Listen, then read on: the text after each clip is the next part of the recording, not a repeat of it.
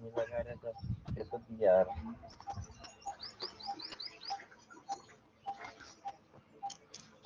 हाँ समझ लगा।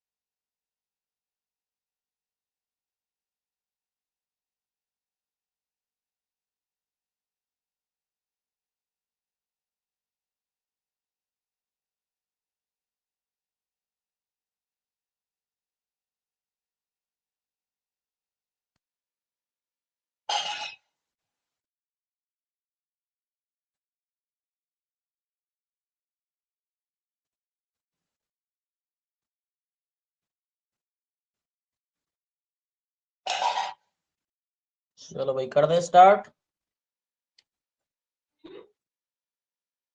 स्टार्ट कर दें। कौन कौन आ गया बोलो। हेलो कौन कौन आ गया जल्दी से। कर दो सर स्टार्ट।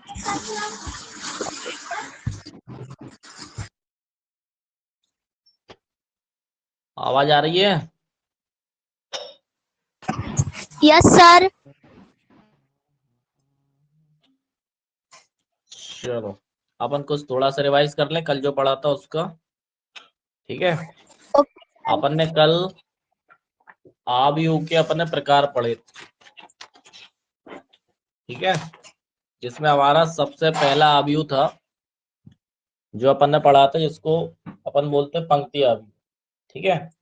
इसमें क्या होता था केवल एक पंक्ति होती थी बाकी स्तंभ की संख्या कुछ भी हो जाए एन। ठीक है। 1 2 5 कुछ भी हो जाए। इसके बाद अगला अपन ने पढ़ा था स्तंभ आव्यूह। इसमें स्तंभ केवल एक होता है इस तरीके से और पंक्ति 1 2 3 कुछ भी हो सकती है पंक्ति स्तंभ हमेशा एक रहेगा ना। इसके बाद अपन ने पढ़ा था वर्ग आव्यूह। ये स्पेशल प्रकार का आव्यूह होता है जिसमें पंक्ति और स्तंभ की दोनों की संख्या कैसी होती बराबर होती 3 पंक्ति 3 स्तंभ। इसके बाद अपन ने पढ़ा था विकर्ण आव्यूह। विकर्ण आव्यूह एक ऐसा आव्यूह होता है जिसमें मुख्य विकर्ण के अवयवों को छोड़कर शेष सभी अवयव कैसे होते हैं पूर्ण होते हैं। ठीक है। ब्रिजमोहन कौन है अपना स्पीकर बंद कर दो इसका माइक है ना। Okay sir. तो उससे क्या आवाज डबल डबल आती है रिपीट होती है। हाँ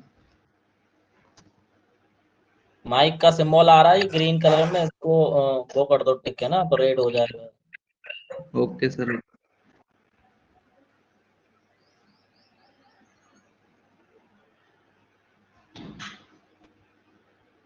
सभी अवयव होते हैं शून्य होते हैं विकर्ण कुछ भी आ जाए बाकी सब क्या होगा 0 0 हो जाएगा। ये अपन ने कल की क्लास में पढ़ दिया।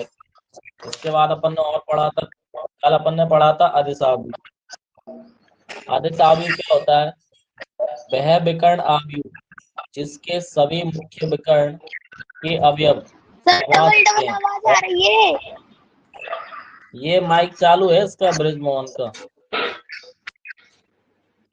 सर माइक बंद हो ही नहीं रहा है, ये क्यों है? उसको करो, सही से करो उसको।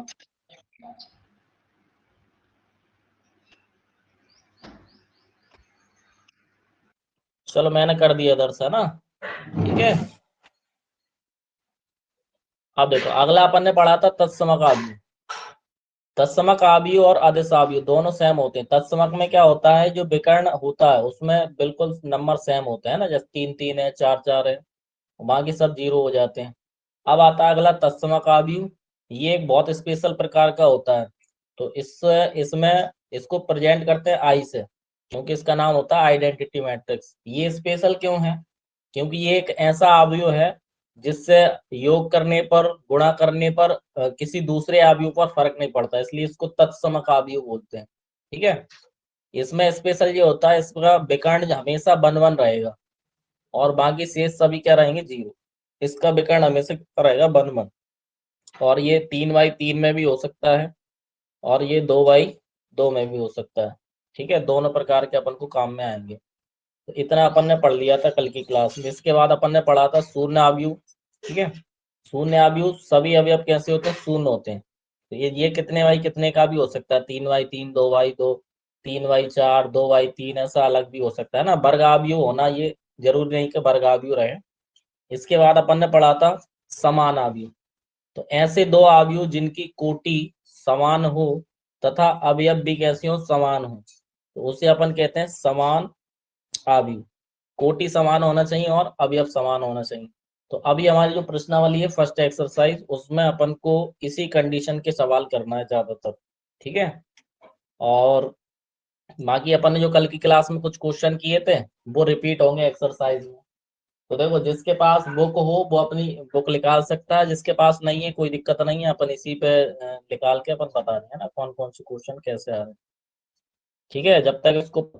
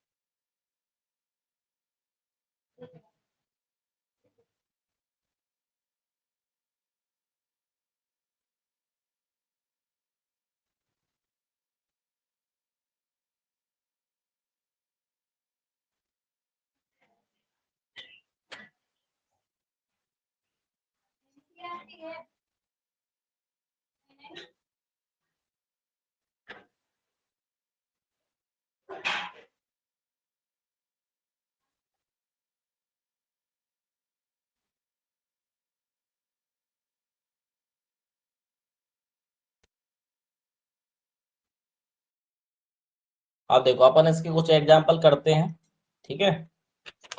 अपन ने कल जो पढ़ा था बिल्कुल उसी के सेम रिपीट है। कुछ क्वेश्चन मैं होमवर्क में दूंगा और कुछ क्वेश्चन अपन को करना है। ठीक है।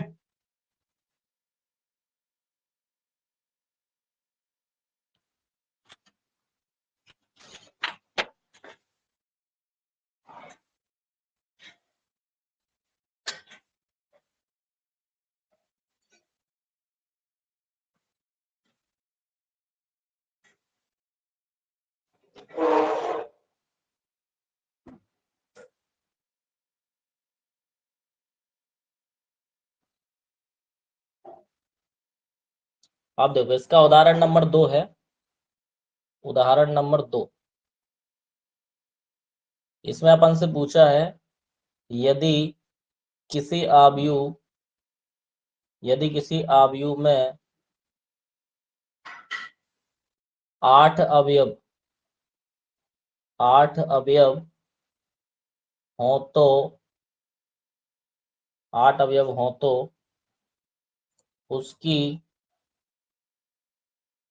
संभव कोटियों की संख्या संभव कोटियों की संख्या ज्ञात करके बताना अपन, ठीक है। यदि किसी आव्यूह में कितने अवयव हों, 8 अवयव हों, तो उसकी संभव कोटियों की संख्या कितनी है ये अपन को बताना है, ठीक है। अब देखो ये क्वेश्चन अपन ने कल किया था, एक बार फिर से रिपीट कर लो इसको। इसको कैसे करना अपन को बस 8 किस किस टेबल में आता है ये देखना है बस, ठीक है।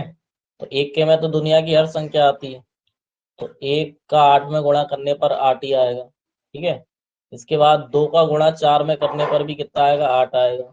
3 में नहीं आएगा, 4 में नहीं 4 का गुणा 2 में करने पर 8 आएगा। इसके बाद 5 का नहीं आएगा, 6 का नहीं आएगा, 7 का नहीं आएगा, डायरेक्ट किसका आएगा, 8। 8 एकम 8। तो अपन को बस इतना ही देखना है कि किस किस टेबल में ये आता है और उसी से अपना काम हो जाएगा, ठीक है।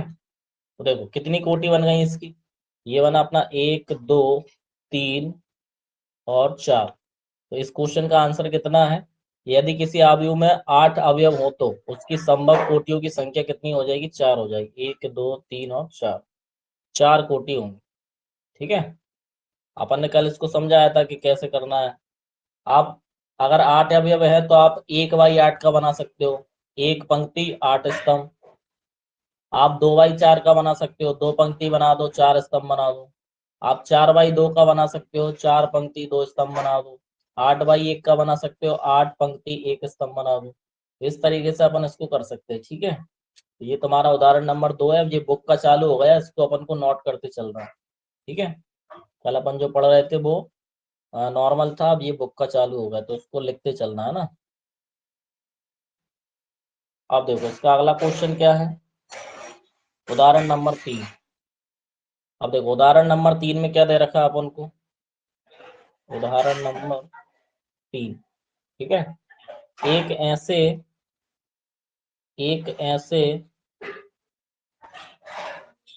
3/2 आव्यूह की रचना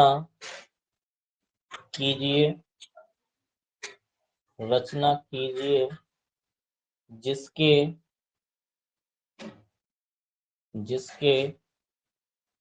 अवयव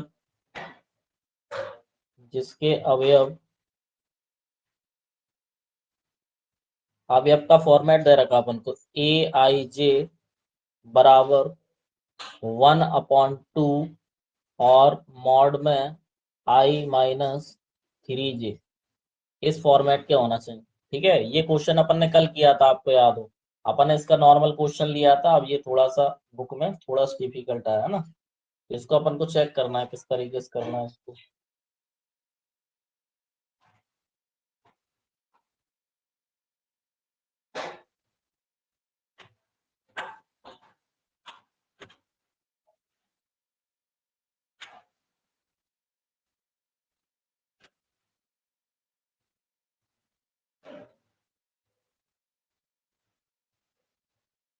करें इसको सॉल्व। अब देखो इसको कैसे करना है अपन को। सबसे पहले उसने बोला अपन को 3/2, 3/2 का आव्यूह बनाओ पहले, है ना। सॉल्व करो इसको। 3/2 का आव्यूह अपन को पता है, 3/2 मतलब 3 पंक्ति, एक पंक्ति, 2 पंक्ति और 3 पंक्ति। 3/2, 2 स्तंभ, एक स्तंभ ये हो गया और एक स्तंभ ये हो गया, ठीक है। अब इसको पूरा कंप्लीट कर दो, तो ये बन के अपना तैयार हो गया 3/2 का, ठीक है। 3 पंक्तियां हैं इसमें और 2 क्या है, स्तंभ। इस तरीके से बनकर तैयार हो गया। अब इसका नामकरण दो। पहली पंक्ति है, पहला ही स्तंभ है, पहली पंक्ति पहला स्तंभ A11। पहली पंक्ति है, स्तंभ दूसरा है, तो A12। अब पंक्ति स्टार्ट हो गई दूसरी, और स्तंभ कौन सा है, पहला ही है। पंक्ति स्टार्ट हुई दूसरी, स्तंभ कौन सा है, दूसरा है। पंक्ति स्टार्ट हुई तीसरी, स्तंभ कौन सा है, पहला है। पंक्ति स्टार्ट हुई तीसरी और स्तंभ कौन सा है, दूसरा है। ये दोनों लास्ट में बिल्कुल सेम आते हैं ना। लास्ट वाला अवयव और आव्यूह की कोटि, इनकी दोनों की नंबरिंग कैसी होती, सेम होती। अगर ये अपनी अलग आ रही तो इसका मतलब अपन ने कहीं ना कहीं क्या कर दिया, गलत कर दिया, ठीक है। अब इसको सॉल्व करना है अपन को। मैं इसको पूरा नहीं कराऊंगा, अपन ने कल की क्लास में भी करा था। एक दो अभी अब मैं निकाल के बता दे रहा हूँ, बाकी होमवर्क में लिखना है, ठीक है। तो मैं इसका निकाल दे रहा हूँ A11, ठीक है, A11। अब हमको फॉर्मेट दे रखा है कि आई का मान, आई और जे, इसका मान अपन को इधर से लिखना है यहाँ से, ठीक है। आई का मान अपन को रखना है 1 और जे का मान अपन को रखना है 1, दोनों का मान 1 है।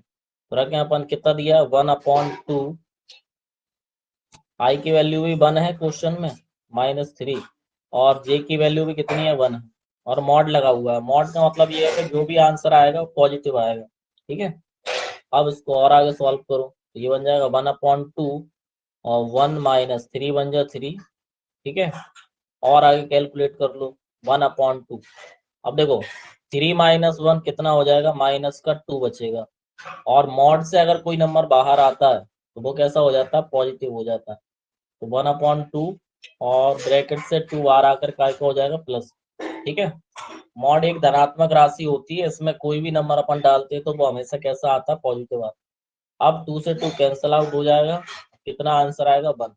मतलब इसका जो A11 एलिमेंट है, A11 अवयव है, उसका आंसर कितना आएगा, 1 आएगा, ठीक है। तो ये आया 1। अब इसी तरीके से अपन को निकालना है A12, ठीक है, 1 2 निकालो। अब आई की वैल्यू रखना है 1, क्या रखना है, आई की वैल्यू 1 रखना है, और -3 अपनी जगह है ही, और जे की वैल्यू कितनी रखना है, 2 रखना है। तो ये हमारा क्वेश्चन हो जाएगा पूरा 1/2, 1 - 3 2 कितना हो जाएगा, 6 हो जाएगा, ठीक है। और इक्वल में आ जाएगा 1/2, 6 - 1, तो आंसर आएगा अपने पास -5, और मॉड से माइनस बाहर क्या हो जाएगा, प्लस का हो जाएगा। तो 1/2 इंटू 5 कैंसल आउट तो होगा नहीं, तो 5 बन जाए 5, इसका आंसर आएगा 5/2, ठीक है। तो अगला जो एलिमेंट है A12, तो इसका कितना आया, 5/2 आया। अब ऐसे ही बाकी के अवयव आपको होमवर्क में करना है, ठीक है। बाकी के अवयव होमवर्क में करना है, कल अपन ने इसी क्लास में ये पढ़ाया था इसका, है ना।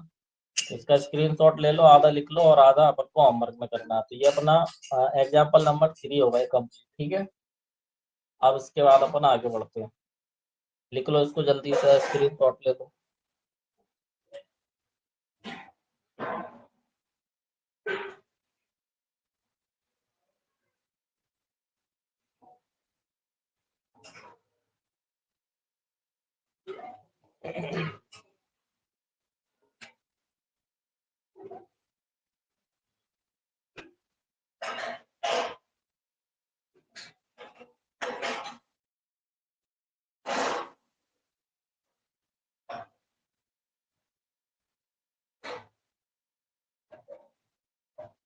क्लियर, बढ़ जाए आगे। Yes sir. चलो भाई, इसके बाद अपन आ जाओ एग्जाम्पल नंबर 4 पर। अब देखो एग्जाम्पल नंबर 4 कौन सा है अपना, एग्जाम्पल नंबर 4, ये थोड़े अच्छे टाइप का क्वेश्चन है ना, इसको और करते हैं अपन आगे। देखो एग्जाम्पल 4 कौन सा है,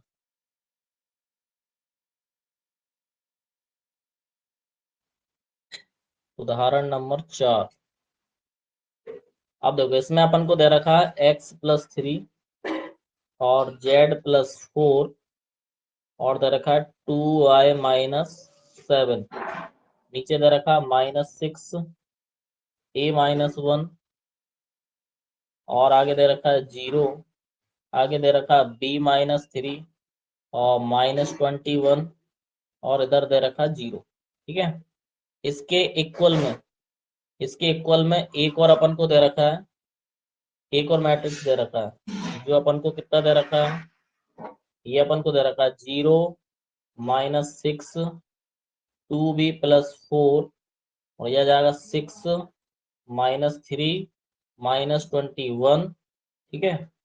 और आगे दे रखा है 3y - 2 और 2x+2, और अब आगे दे रखा है 0, ठीक है। दोनों मैट्रिक्स अपन को दे रखे हैं।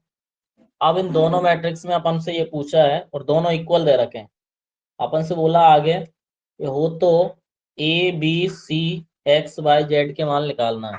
क्या निकालना अपन को, A comma B comma C और X comma Y comma Z, इनकी वैल्यू अपन को निकालना। ठीक है, अब देखो अपन ने एक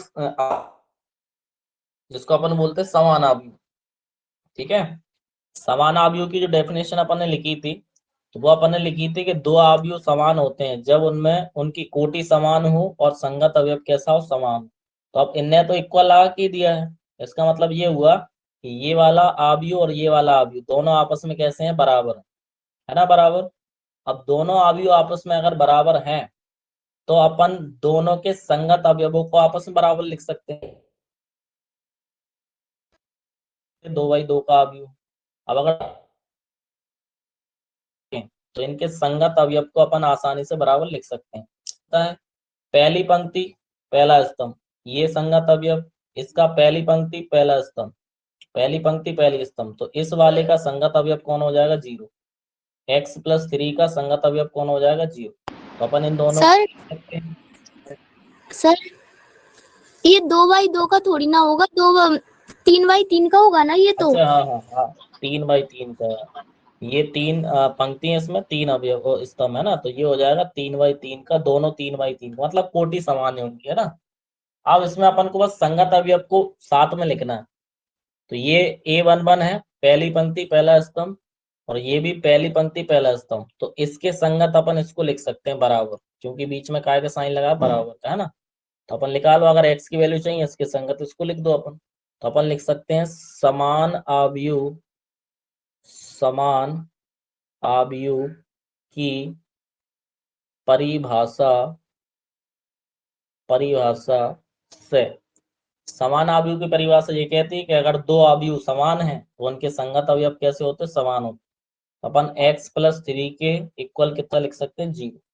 यहाँ से आ जाएगा अपने पास x+3 और इक्वल में कितना लिख सकते हैं, 0। ऐसे ही z+4 जो है, इसका संगत अवयव ये होगा, पहली पंक्ति दूसरा स्तंभ, तो ये इसके संगत हो जाएगा ना। अपन लिख सकते हैं z+4 = 6। ठीक है, इसके बाद अपन आगे y वाला भी लिख सकते हैं, 2y-7, इसके संगत कौन है, ये वाला है, तो यहाँ से इसको भी लिख सकते हैं 2y-7 = कितना आ जाएगा, 3y-2। ठीक है, यहाँ से हमारा x का वैल्यू निकल आएगा, यहाँ से हमारा z का निकलेगा और यहाँ से हमारा y का निकल जाएगा। निकालो x की वैल्यू, तो ये 3 उधर जाकर काय का हो जाएगा, माइनस, तो x की वैल्यू तो क्लियर आ गई, -3। अब इस 4 को मैं इधर लाऊंगा, तो ये काय का हो जाएगा, माइनस, तो 4 = 6 - 4, तो इसका आंसर कितना आ जाएगा, +2। तो z की वैल्यू कितनी आई, 2 आ गई। ठीक है, z की वैल्यू 2 आ गई और इसकी वैल्यू कितनी आई, -3। अब इसके बाद y का और निकाल लो। ठीक है, तो अपन एक काम करते हैं, इस 2y को इधर ला रहा हूँ और इस 2 को उधर ले जा रहा हूँ, तो ये बन जाएगा अपने पास 3/2y, इधर आकर काय का हो जाएगा, माइनस का, और इधर से कौन बचा अपने पास, -7, तो ये 2 उधर जाकर काय का हो जाएगा, प्लस। ठीक है, अब घटाओ, 3y - 2y, y बचेगा, ओनली y बचेगा ना, और 7 - 2 कितना बचेगा, -5 बच जाएगा। तो इस तरीके से हमारा y की वैल्यू कितनी आ गई, 5 आ गई। ठीक है, अब ये वैल्यू ये कहना चाह रही है कि अगर आप हमारे सवाल में x y z की जगह पर अगर ये वैल्यू को रख दो, तो इनके जो अवयव है वो आपस में कैसे हो जाएंगे, समान हो जाएंगे। देखो कैसे हो जाएंगे, अगर मैं x की वैल्यू यहाँ -3 रखता हूँ, तो माइनस प्लस माइनस हो, 3 से 3 का कितना बचेगा, 0। देखो यहाँ भी 0 है। मुझे कह रहा है जहाँ z का मान, एक काम करो आप 2 रख दो, z का मान 2 रखोगे तो 2 + 4 कितना हो जाएगा, 6 हो जाएगा। ऐसे इधर आप y की वैल्यू रखोगे तो ये दोनों मान कैसे हो जाएंगे, बराबर हो जाएंगे। अब देखो यहाँ तो -6 है और यहाँ भी -6 है, तो इसकी तुलना करने से कोई फायदा हो नहीं रहा। ठीक है, अपन को तुलना वहां करना है जहाँ हमारा फायदा हो ना, तो यहाँ x y z की वैल्यू निकाल ली। अब जहाँ a b और c दिख रहा हो वहां लिख करना अपन। तो देखो a कहाँ दिख रहा है, ये a-1 अपन को दिख रहा है और इधर दिख रहा है -3, तो ये दोनों कैसे हैं, संगत अवयव है। तो इन दोनों का अपन आपस में क्या कर सकते हैं, तुलना कर सकते हैं। करो इसकी तुलना, a-1 की तुलना -3 से अपन कर सकते हैं, = -3। आकर -1 इधर आकर काय का हो जाएगा प्लस का, तो ये आया प्लस का, प्लस करेंगे अपन तो 3 में से 1 गया, कितना बचेगा 2, तो a की वैल्यू अपने पास आ जाएगी -2, तो ये हमारे पास a की वैल्यू आ गई। ठीक है, देखो a की आ गई, x y z की आ गई। ठीक है, अब किसकी बची है, b और c की, बस b और c की और निकाल लो। ठीक है, तो जहाँ b दिख रहा हो वहां उठाओ, तो ये रहा b, b -3, इसके संगत अभी अब कौन है, ये 2b+4। ठीक है, इसके बराबर में अपन इसको रख सकते हैं, तो ये बन जाएगा अपने पास b-3 इक्वल टू 2b+4। अब यहाँ से b की वैल्यू एक तरफ कर लो, सारा नंबर एक तरफ, तो इस वाले b को इधर ले आओ, इस 4 को इधर ले आओ, तो ये बन जाएगा अपने पास 2b, और b इधर आकर काय को हो जाएगा माइनस। अब ऐसे ही हमारे पास -3 वहीं के वहीं है, 4 को इधर लाओगे, ये भी काय का हो जाएगा माइनस, बी बचेगा प्लस का, और 4 3 काय के हो जाएंगे 7, और ये काय के हो जाएंगे माइनस। ठीक है, बी की वैल्यू भी ठीक है, ए की। अब हमारी एक वैल्यू अकेली बची, जो कौन है, सी। सी के लिए देखो इसमें सी की वैल्यू,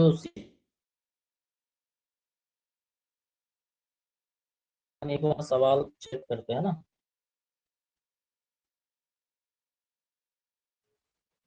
ए बी सी। अच्छा, पर थोड़ा मिस प्रिंट उतार लिया यहाँ से, है ना, यहाँ पर एक्स की जगह यहाँ पर कितना है, सी है, इसको थोड़ा सही कर लेना, है ना, ये सी है, सी की वैल्यू और निकाल लो, तो इसके संगत कौन हो जाएगा, ये वाला अवयव, दूसरी पंक्ति तीसरा स्तंभ, दूसरी पंक्ति तीसरा स्तंभ, तो इसकी तुलना और कर दो तो सी की वैल्यू और निकल जाएगी, तो सी की और निकालो, कितनी आ जाएगी सी की वैल्यू, तो ये बन जाएगा 0 इक्वल टू 2c+2, इस 2 को उधर ले जाओ, काय को हो जाएगा माइनस का, इधर बचेगा 2c, और 2 को अगर डिवाइड में यहीं के यहीं काट दो, सी की वैल्यू आ जाएगी अपने पास -1। तो इस तरह से हमारे पास जितनी वैल्यू पूछी थी अपन पूरी निकाल सकते। ठीक है, ऐसा क्वेश्चन तुम्हारे उसमें भी है एक्सरसाइज में, अभी ये एग्जांपल चल रहा है, एक्सरसाइज में भी ऐसा क्वेश्चन, उसको लिख लो, जल्दी से स्क्रीनशॉट ले लो।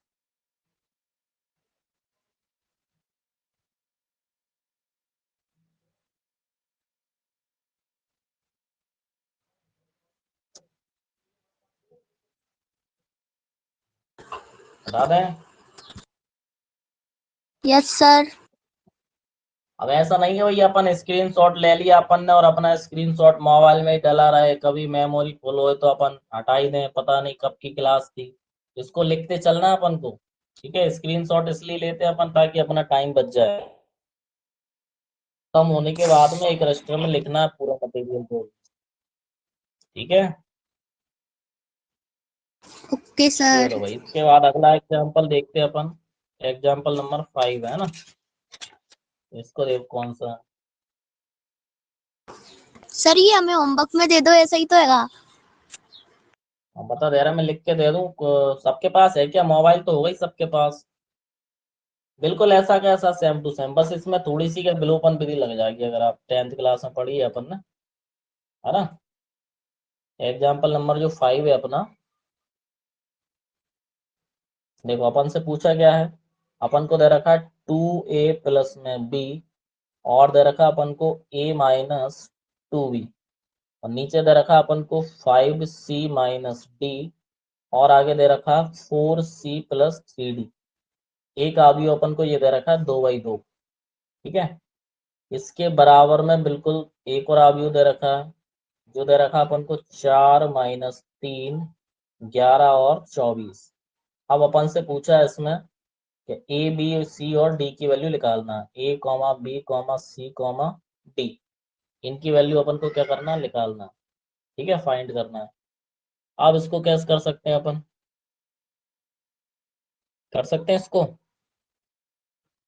अब देखो कैसे करेंगे इसको अपन।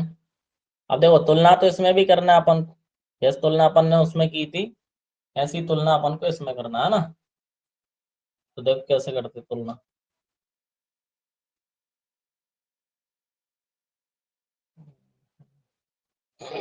कर दें तुलना।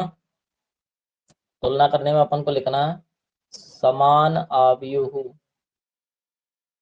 की परिभाषा परिभाषा से, ठीक है, समान आव्यूह की परिभाषा से तुलना कर दो आपस में। ये बन जाएगा अपने पास 2a + b, इसकी तुलना किससे हो जाएगी 4 से। पहला समीकरण बना दो, इसको नाम दे दो समीकरण। इसके बाद दूसरी तुलना। अब देखो इसमें a और b आ रहा है, ठीक है, और हमें पता है दो चर राशि को हम विलोपन विधि से हल कर सकते हैं। तो एक और ऐसा समीकरण हो जिसमें a और b आ रहा हो, उसको इसके पास में लिख दो, ठीक है। वैसे अपन लिखने को यहाँ लिख सकते थे, लेकिन इसको अपन इस वाले के साथ लिखेंगे और इसके साथ अपन इसको लिख रहे हैं। तो अगली तुलना यहाँ से करो, तो ये बन जाएगा अपने पास a - 2b = कितना है, -3 है। ये बना हमारा इक्वेशन नंबर 2। अब इसको अपन को विलोपन विधि से करना है, ठीक है। ऐसे ही अपन को आगे तुलना कर दो एवं, और आगे कर दो इसको। तो अगला समीकरण अपन लिख सकते हैं 5c - d = 11, इक्वेशन नंबर 1 है। और अगला अपन को दे रखा 4c + 3d = कितना दे रखा है 24। तो ये आया हमारा इक्वेशन नंबर 2, ठीक है। यहाँ भी विलोपन लगाना है, यहाँ भी विलोपन लगाना है। ए और बी की वैल्यू इधर से आ जाएगी, सी और डी की इधर से आ जाएगी। तो इसको अपन लिखो काय में होमवर्क, ठीक है। इतना तो अपन कर ही सकते हो होमवर्क में, लिख लो इसको होमवर्क में।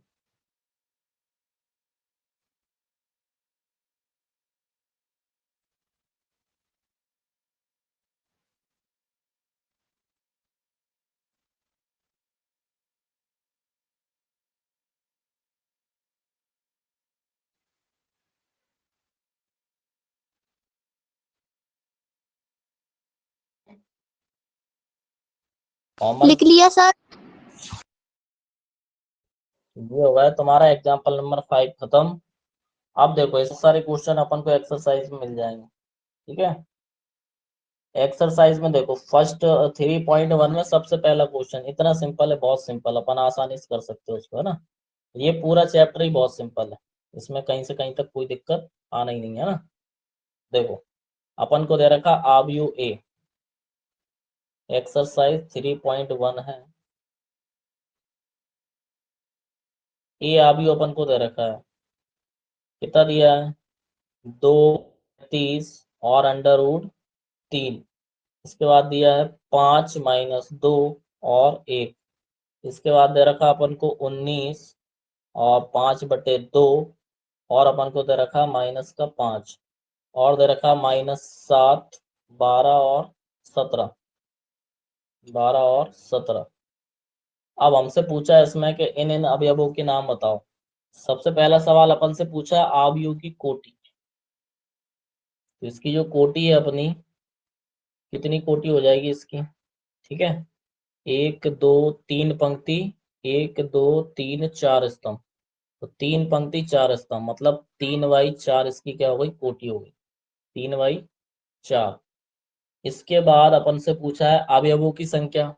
तो देखो जितनी कोटि होती कोटि, उसी का आपस में गुणा कर दो, तो 3 चौक कितने हो गए 12। तो उसी से क्या निकल जाते हैं अवयवों की संख्या, 12 अवयव है इसमें, और कोटि ये है, ठीक है। और हमसे क्या पूछा है इसमें, और अपन से पूछा है A13 अवयव, A13 अवयव कौन सा है। A13 मतलब पहली पंक्ति है और तीसरा क्या है स्तंभ। अब पहली पंक्ति तीसरा स्तंभ बताओ कौन सा है, जवाब दो। 19। पहली पंक्ति और तीसरा स्तंभ, ठीक है। तो A13 जो है वो कितना है अपना 19, ठीक है। बहुत सिंपल क्वेश्चन है, और कुछ है ही नहीं इसमें। अगला पूछा है A21, A21 कितना है, दूसरी पंक्ति और पहला स्तंभ कितना है बोलो, 35। 35, ठीक है। 35, तो ऐसे ही बताना बस अपन। और अगला पूछा A33 तीसरी पंक्ति तीसरा स्तंभ, 1 2 3 1 2 3, कौन आ गया -5। तो ये -5 आया अपना। ऐसे ही अगला पूछा अपन से A23 दूसरी पंक्ति और तीसरा स्तंभ कितना है 5/2। तो ये बन जाएगा अपने पास 5/2। ये चैप्टर है बस, सरल सा सिंपल सा, और कुछ नहीं इसमें। मोबाइल में ऐप डाउनलोड कर लेना एनसीईआरटी का, उसमें देखो अब इसका तुमको कुछ को मिलेंगे ना, इसका दूसरा क्वेश्चन, इसका तीसरा क्वेश्चन, चौथा क्वेश्चन और इसका पांचवा क्वेश्चन, ये सब अपन करके आ चुके हैं। इसके बाद में भी करके आ चुके हैं, सातवां भी करके आ चुके हैं। इतने क्वेश्चन तुम आसानी से कर सकते हो, ठीक है। तो ये क्वेश्चन अपन होमवर्क में लिख लो, जिसके पास बुक नहीं है मोबाइल से देख लेना, दूसरा तीसरा चौथा पांचवा छठवा हेडिंग्स है ये सब, ठीक है। इनके अंदर भी क्वेश्चन है, तो वो अपन को पूरे पूरे करना है, जो भी नहीं आएगा अपन बता देंगे उसको, ठीक है। इसके बाद अगला क्वेश्चन दे रखा ओटी, ठीक है। आठवां क्वेश्चन ओटी है। अपन से पूछा है कि अगर ए कोई आव्यूह है, ए कोई आव्यूह है और वो कैसा है, वर्ग आव्यूह है, ठीक है, वर्ग आव्यूह है। अगर ए वर्ग आव्यूह है कब होता है, यदि चार ऑप्शन अपन को दे रखे हैं। पहला ऑप्शन दे रखा है एम जो है वो लेस देन होता है एन से, अगला दे रखा है एम जो है वो ग्रेटर देन होता है एन से, अगला दे रखा है एम जो है वो इक्वल होता है एन के, और अगला दे रखा है नन ऑफ दिस, मतलब इनमें से कोई नहीं, नन ऑफ दिस, इनमें से कोई नहीं। बताओ कौन सा होगा वर्ग आव्यूह के लिए, वर्ग आव्यूह के लिए कौन सा ऑप्शन सही है, पहला दूसरा तीसरा चौथा, बोलो।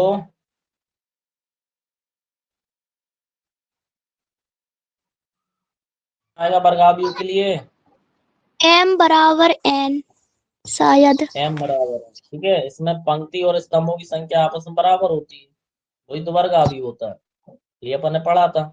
एम और एन आपस में कैसा होता है, इक्वल होता है बस, ठीक है। तो ये हमारा हो जाएगा ये होमवर्क में, है ना। होमवर्क में क्या ओटी में था, हो ही गया ये, ठीक है। इसके बाद अपन को एक्स तथा वाई के मानों के लिए आव्यूह में निम्नलिखित युग्म समान है। अपन से पूछा है किस मान के लिए आव्यूह में निम्नलिखित युग्म कैसे समान है। तो नवा क्वेश्चन में तुम्हें होमवर्क में दे रहा हूँ, अगर ये नहीं आया समझ में तो पूछ लेना, ये थोड़ा अच्छे टाइप का है, ठीक है। नहीं आया तो ये पूछ लेना अपन से। इसके बाद 10वां क्वेश्चन पढ़ो इसका। 10वां क्वेश्चन इंपोर्टेंट है, ओटी में, इस बार की ओटी में आया था ये, 12th का जो अभी पेपर हुआ था 2026 का, उसकी ओटी में आया था ये, है ना। तो देखो सर इसमें क्या पूछा है, 3 बाई 3 कोटि के, 3 बाई 3 कोटि के ऐसे आव्यूह की कुल कितनी संख्या, कुल कितनी संख्या होगी, संख्या होगी जिसमें जिनकी, जिनकी प्रत्येक, प्रत्येक प्रविष्टि, प्रत्येक प्रविष्टि 0 या 1 है, ठीक है। अब प्रविष्टि का मतलब ये होता है अवयव, इसका जो प्रत्येक अवयव है उसमें आप या तो 0 लिखोगे या क्या लिखोगे, 1 लिखोगे। अब ये बहुत अच्छे टाइप का क्वेश्चन, ठीक है, तो मैं इसको थोड़ा सा चित्र बनाकर समझा दे रहा हूँ। मान के चलो तुम्हारे पास ये 3 बाई 3 का एक वर्ग आव्यूह है, ठीक है। इसमें तुम्हारे पास 3 जगह है और 9 जगह है, 1 2 3 4 5 6 7 8 और 9, 9 जगह तुम्हारे पास है इसको भरने के लिए, ठीक है। अब इन 9 जगह में से अपन को करना क्या है, अब वो ये कह रहा है कि आप या तो इन जगहों पर 0 लिखो या इन जगहों पर क्या लिखो, 1 लिखो, ठीक है। कोई बच्चा क्या करेगा, पूरे में 1 लिख देगा, तो भी सही है, उसने बोला या 1 लिखो या 0 लिखो। कोई बच्चा बोलेगा सर मैं तो पूरे में 0 लिख रहा हूँ, जैसे ये मैंने लिख दिया, तो वो भी सही है, ठीक है। कोई बच्चा बोलेगा ना सर मैं तो यहाँ एक जगह अकेला 1 लिख रहा हूँ, बाकी सब में 0 लिख रहा हूँ। कोई बोले नहीं सर मैं तो इन तीनों जगह पर 1 लिख रहा हूँ, बाकी सब में 0। कोई बोले सर मैं तो ऐसे, मतलब बहुत सारे कंडीशन बनेंगे, ठीक है। तो हर एक जगह के लिए या तो वो कितना लिखे, 1 लिखे, या वो कितना लिखे, 0 लिखे, या तो 1 लिखे या कितना लिखे, 0। अब देखना हर जगह के लिए या तो 1 या फिर 0, इनमें से कोई एक चीज लिखे, तो हर जगह के लिए उसके पास कितने ऑप्शन है, 2 ऑप्शन हर जगह के लिए। और ऐसी कितनी जगह हैं, ऐसी 9 जगह हैं। तो एक जगह के लिए 2 ऑप्शन, दूसरी जगह के लिए 2 ऑप्शन, तीसरी जगह के लिए 2 ऑप्शन, चौथी, पांचवी, छठवीं, सातवीं और आठवीं और नवीं, 9 जगह है उसके पास। ठीक है, अपन ने 11th क्लास में परम्यूटेशन कॉम्बिनेशन चैप्टर पढ़ा हुआ है, उसमें अपन निकालते हैं इस तरीके से कितनी जगह हो सकती हैं। तो ये उसी का चैप्टर का क्वेश्चन है ना। तो ये बन जाएगा तुम्हारा 2 की पावर 9, और 2 की पावर 9 कितना होता है, 512 होता है। ठीक है, इसका जो ऑप्शन आएगा, यहाँ से हम कितने अवयव बना सकते हैं, 512 अवयव बना सकते हैं, जिनमें 0 या 1 हो, 0 या 1। ठीक है, तो ये हमारा आंसर आ गया 512। और इसी के साथ ये एक्सरसाइज तुम्हारी खत्म है 3.1। बहुत सरल एक्सरसाइज थी, उसमें कुछ था नहीं, और चैप्टर भी बढ़िया है पूरा। बताओ, दिक्कत है किसी को, कुछ डाउट हो पूछो। सर हम्म, सर ये नवा क्वेश्चन कैसे? कौन सा? हेलो, ये नवा वाला क्वेश्चन कैसे करना है, एक बार समझा दो इसे। नवे वाले क्वेश्चन में बीच में अपन को इक्वल लगाना है। क्या लगाना है? बस इक्वल लगाना है। इक्वल लगाकर अपन को इसकी वैल्यू निकालना है। वो पहले का संगत अवयव की तुलना कर दो, है ना। पहले की तुलना पहले से, दूसरे की दूसरे से, ऐसे करके तुम्हारे पास एक्स और वाई की वैल्यू निकल आएगी।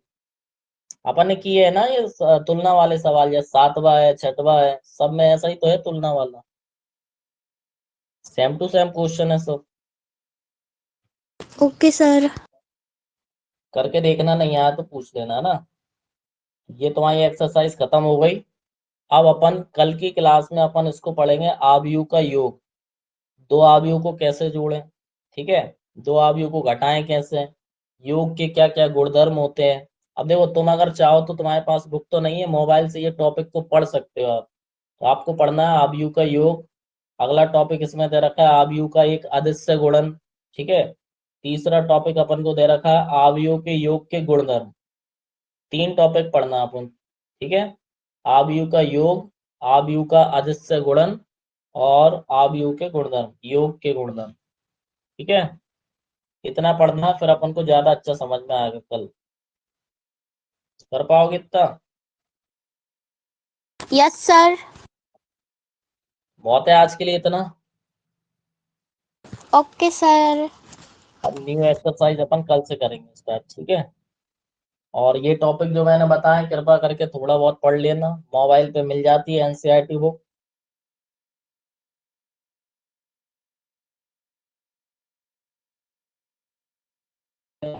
उसमें सारी बुक, ये 11th की दोनों। ठीक है, वहां आओगे। खत्म करें आज? Yes sir. चलो, तो आज जो पढ़ा है,